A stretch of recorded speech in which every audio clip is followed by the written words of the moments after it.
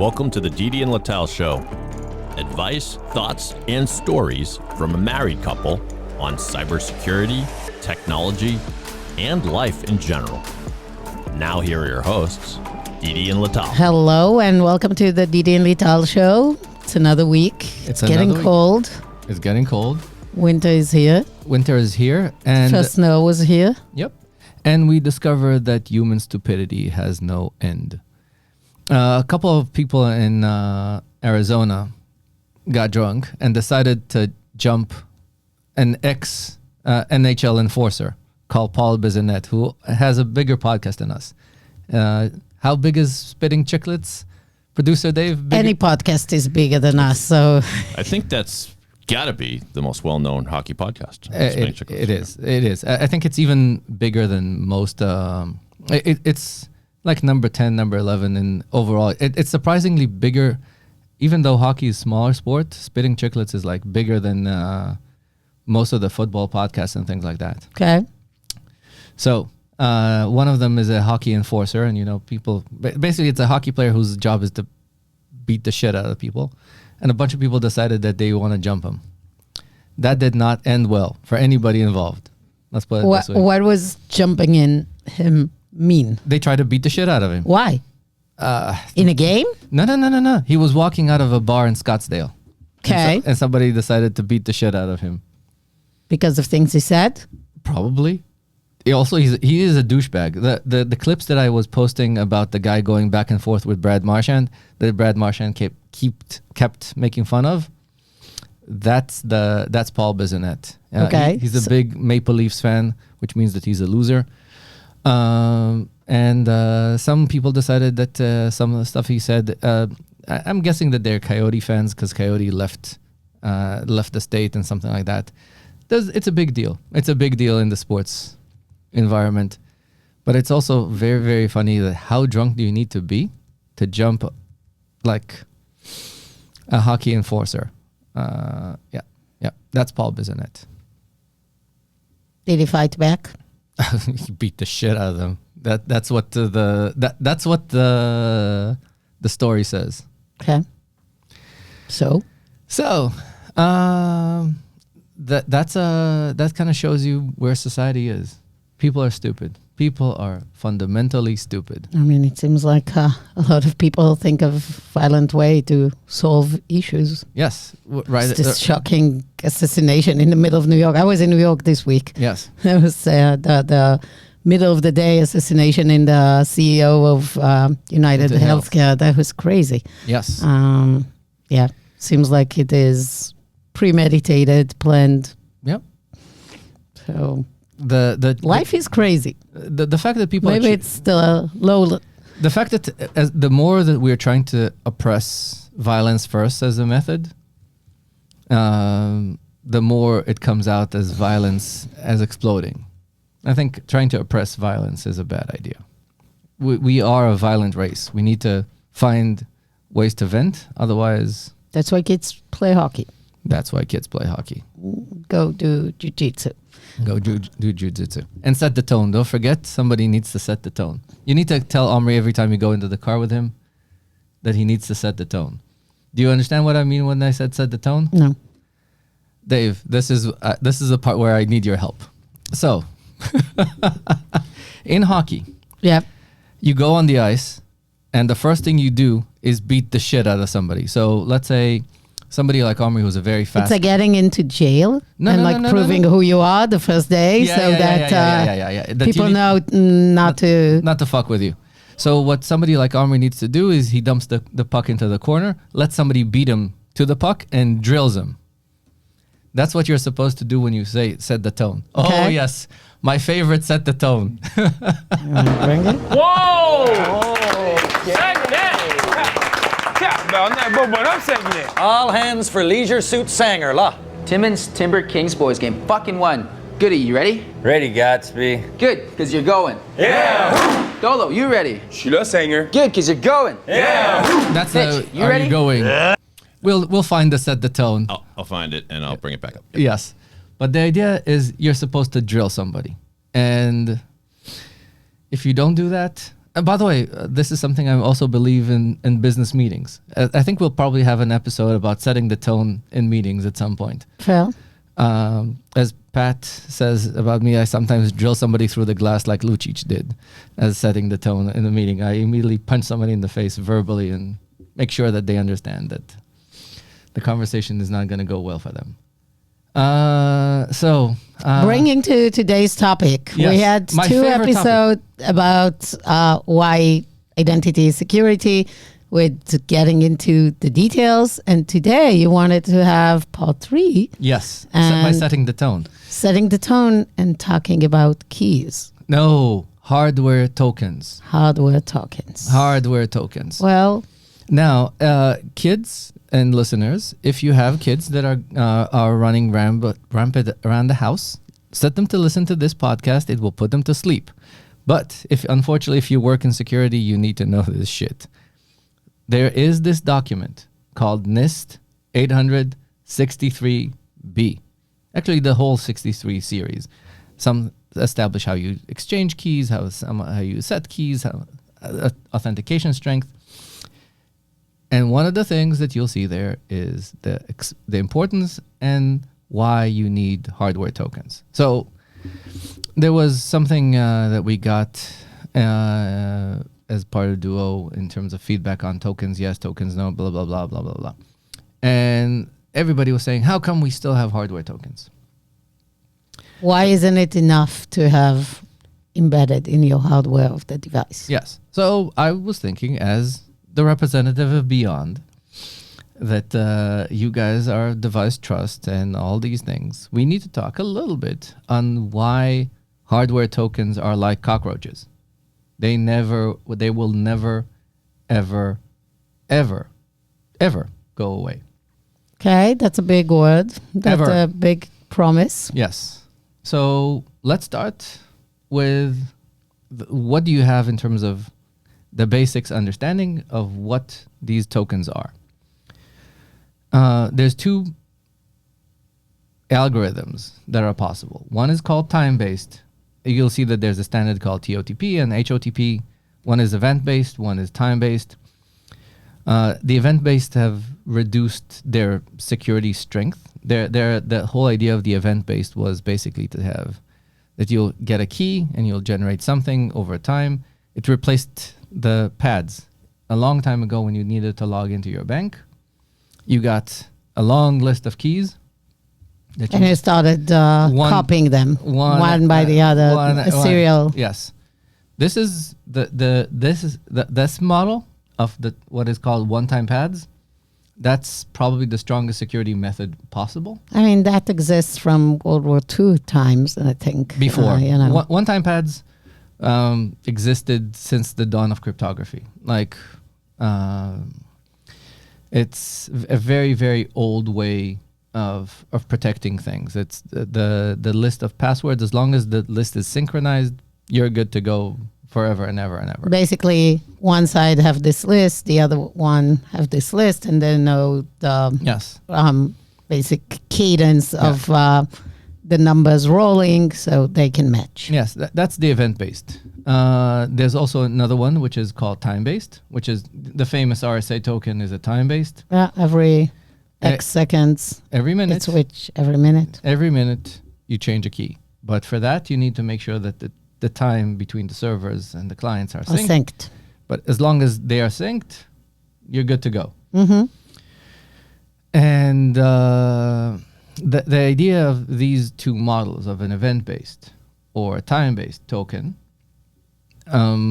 is a really, really, really simple one. Remember, we said in security, the simpler, the better. That's why passwords, when we had a whole bunch of passwordless company CEOs and CTOs here, we had conversations with them and we saw that passwords are not going away. And whenever we challenge some of our security crowd people, when they say, hey, will passwords go away? Their answer is no.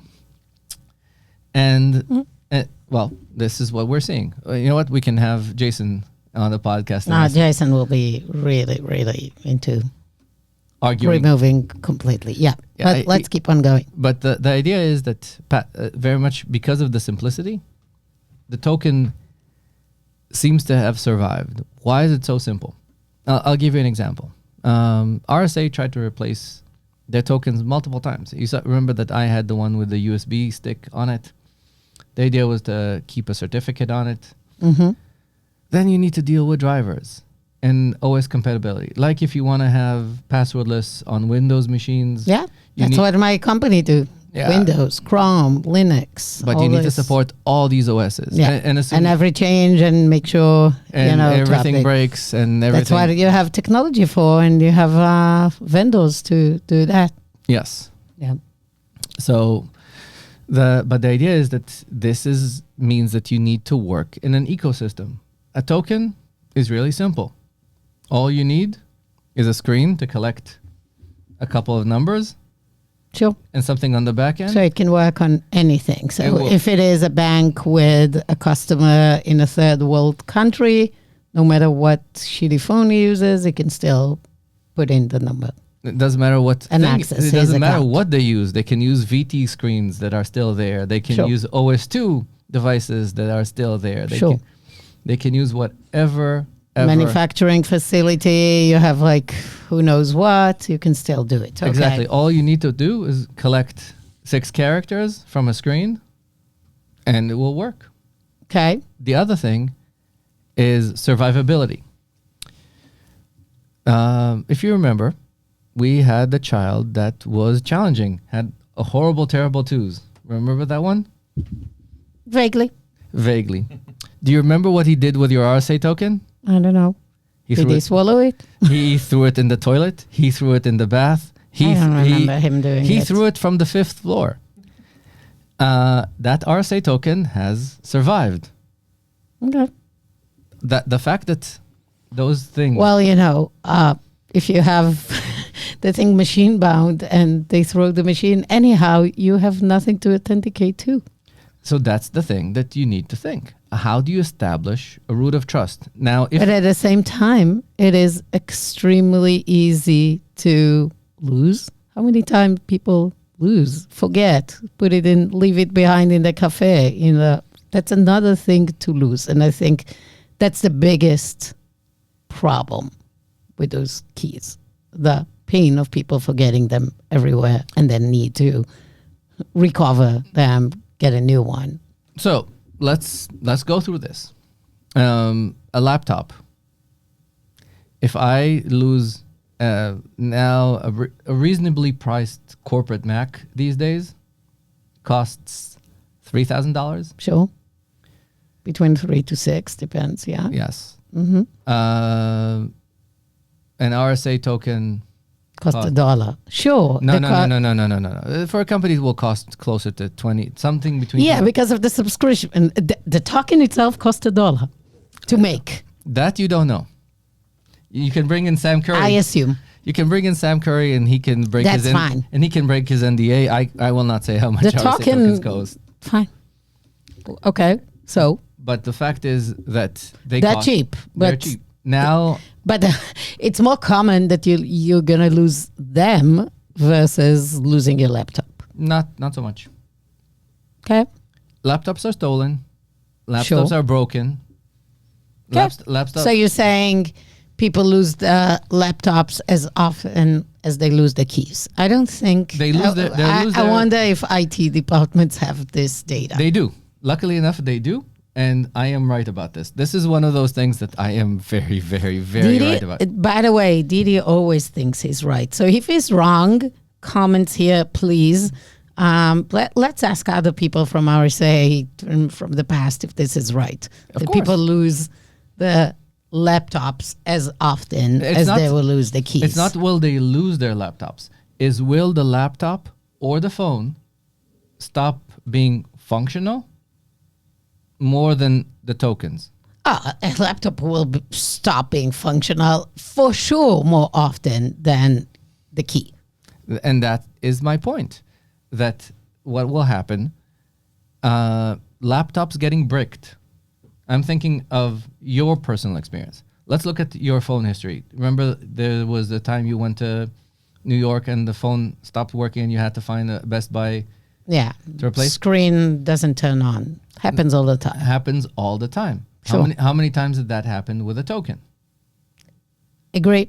Okay, let's move on. Survivability. Hi. It's not. We're not done with the survivability. Now let's think of different jobs. You're at best, working at an office in a non-high risk environment. You don't need gloves to deal with your phone. You don't work with gloves on it, right? Mm-hmm. Think of somebody working in the manufacturing line. Think of somebody working in a medical facility.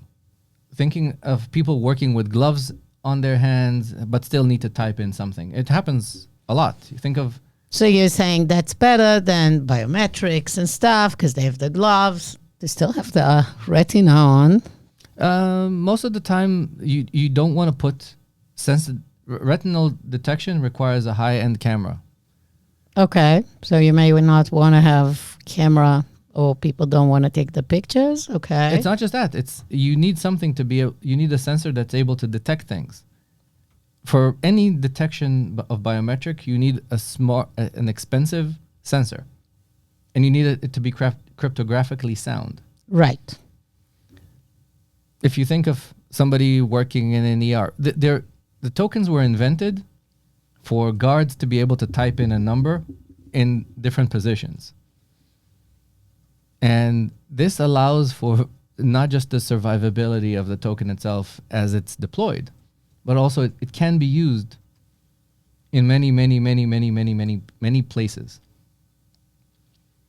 Makes sense. So there are those places in which biometrics are not usable or not a good fit, or they wouldn't want them because of privacy, cost, complexity. So keys are the way to go. Yep. Next, my favorite continent in the world. Which is the dumbest continent in the world? I don't want to be the one to say it. So But you why go say it because It's they're inappropriate. Why is it inappropriate to make fun of the Europeans? The government of France was not able to survive 3 months. Belgium didn't have a government for like 24 months. You want me to continue making fun of the Europeans? I can do this all day. But the idea is that there's this illusion of privacy. And they say, I don't want anything on my phone. I don't want anything on this. I don't want to mix my personal life with my work life because, God forbid, I'll actually work for a living and not have the Bavarians basically fund the other 300 million bums on the continent. Mm-hmm. So for them, tokens. If you want privacy, don't go the biometrics way. Go with tokens. Because you issue a token, it's not on anybody's phone, it's not on anybody's anything. Just keep it and don't lose it. And it's private because it doesn't transmit anything, it doesn't follow you, it doesn't do anything. What about social engineering that will still make you send the token, steal the token from you? It's very targeted. It's unlike phishing that you could see, a CEO being targeted, like we've just seen assassination targeted at the CEO. Is there a risk, in your opinion, of like very targeted attack, stealing or getting the code, or like social engineering you to give the code? You need to give when you do OTP stealing or whatever. For OTP stealing, you need to put in the token multiple times to be able to recreate. Like somebody calls you and like for some reason telling you it's your bank and you need to give them the numbers on your token and let's wait another minute and you tell me the new one and blah blah blah. I mean, it's not bulletproof, similar to any other second factor that people can be manipulated and give those numbers. What are your thoughts about that? What I think about that is that there's two simple ways to go around some of those things. First, there's simple biometric tokens these days. Now I'm getting away a little bit from the So you're adding a biometric now, layering. YubiKey right now has the ability for you to fingerprint on the YubiKey itself. On the YubiKey itself. And then it's like two factors. It's the code of the YubiKey plus your biometrics. Exactly. Okay. So it's layered. There's multiple ways. There's even the simple way that at RSA we did, which is a PIN code, a PIN pad token. A token with numbers on it, and you type in a number, and the number that you type in it gets to be So that's a password, and that's stealable. No, it's a combination. You need to now provide both the PIN and... Yeah, but the PIN itself is stealable. Now it becomes more complicated. You're just layering more factors. That's what you say. You can combine different. You can have a PIN plus that.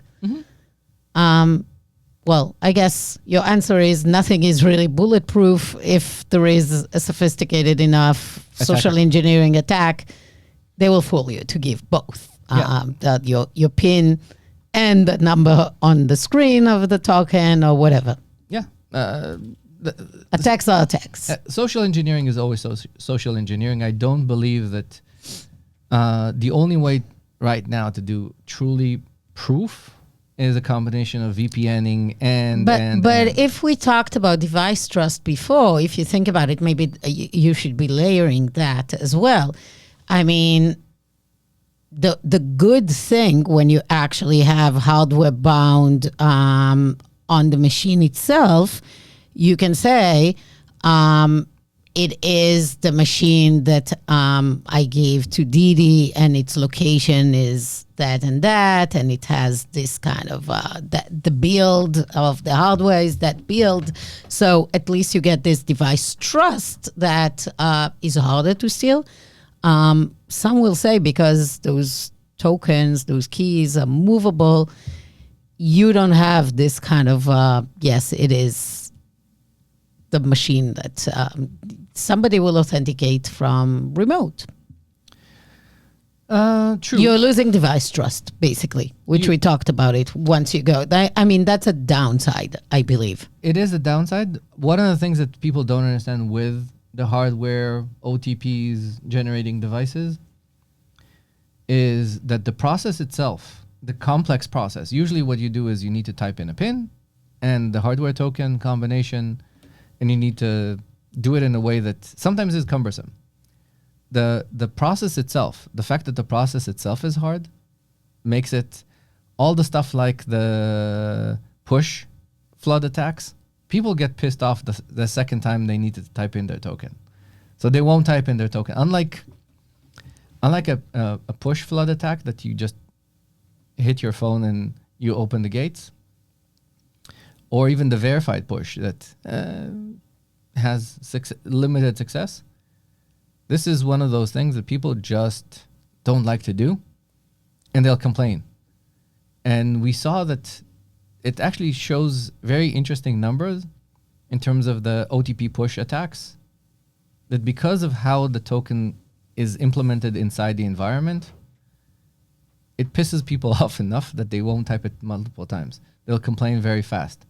So it makes push attacks not... So you make it hard on the user and make it hard on the attacker. Yes. That's what you're saying. Yes. So people hate tokens. The users hate tokens. They prefer device bound. They would prefer probably biometrics because it's easy, even if it has those issues you're saying about potentially privacy and so. So you're saying by compromising usability, you help with security. So that's, you're actually introducing the regular dilemma of, usability versus security, and saying security will fuck your usability. But that's what security is, which is what we were trying to avoid. Like, we're trying to move into a place that you can be both secure and great user experience. So you're telling me, let's forget about that. No. What I'm saying is that some people, when you put the equation of privacy, security, and usability, they choose security and privacy over. So if in the triangle you prefer secured and privacy, you go keys. If you want usability and secure, you go with device-bound biometrics bound, basically authentication. Yep. Fail. Okay, that helps people choose a route. Yep. It does help people choose a route. And also there's ease of deployment. This is where it becomes really interesting. If I need to deploy something for 200 million people. 200 million people. Yeah. Let's say I need to deploy something for 200 million people. Like, you mean all the adults in the US? Yeah. Okay. What's the easiest thing to do? Probably not. What? You're going to say issuing them a YubiKey? No, a token. Using something that's like an RSA token. If you need to go for the lowest common denominator, remember the conversation we had this morning about technologies, the longer they stay, So you're saying if you want to have, and we had this conversation about real identity and stuff, like in your view, if you want to have real ID driver's license, it could have a token inside. Yeah. That's what it should. Yeah. Okay. And that thing can basically survive the cockroaches. Actually, if you think about it, then you can have smart cars that actually only get the real driver to drive, the one that is insured. The insurance can check it. Yeah. That's an interesting startup. Go ahead and start it today. Maybe. But this is the thing. Real ID. Real ID. But this is the thing you need to think about. If you need to deploy something that is easy to use, that does not depend on a lot of complicated technology, think of why books have survived or the chairs have survived. Because it's a stupid idea. It's really simple. It works. It works. I mean, basically, the idea behind the token is still embedded in other security products and encryption and stuff. Exactly. So it's becoming a base for, the wheel enables any other technology, transportation technology that is built on top of it. Yeah. So basically, this is a very, very simple idea, and you don't need.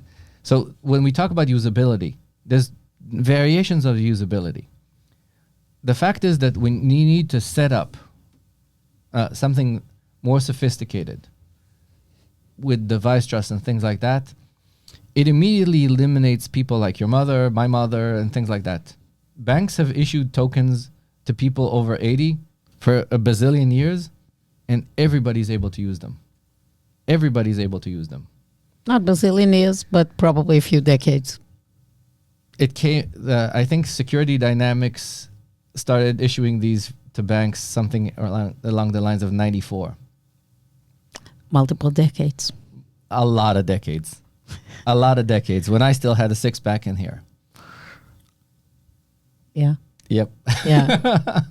Well, good. What else? What else? I think that's about it. And that's why we need to understand that any solution that we build in our world needs to be able to still understand that there is a world where tokens do not go away and will not go away. That's cool. I think producer Dave has the item for us about setting the tone. So let's see. Let's finish this episode with setting the tone. Okay. James. Now, as far as serving the tendy goes, if they're shooting, you're getting your body in front of it. Everybody blocking shots. All you useless guys, blocking shots, bugging Appledorns. Now everybody knows the role. Eh, Sanguinette? Everyone knows the role. Everyone does their job. Yeah, so who wants to set the tone, boys? Who's gonna fucking set it? Usually we don't set the tone at the end of the show, but you usually set the tone. Hopefully we set it. The whole idea is to set the tone in the beginning. right. Exactly. Hopefully we did it. We'll set the tone. Well, Don't worry. I'll set the tone. I will. So I hope you learn from this episode. If you want to know more about anything identity, reach out to Didi. He knows everything about the topic. The Didi Lital Show is a weekly podcast. Please rate and review us wherever you get it and recommend to friends. We would love to reach out to more people. If you have ideas or topics you want us to cover, reach out to me and Didi on LinkedIn. And we will be here next week. See you soon. See you soon. Thanks, Didi. Bye. Bye.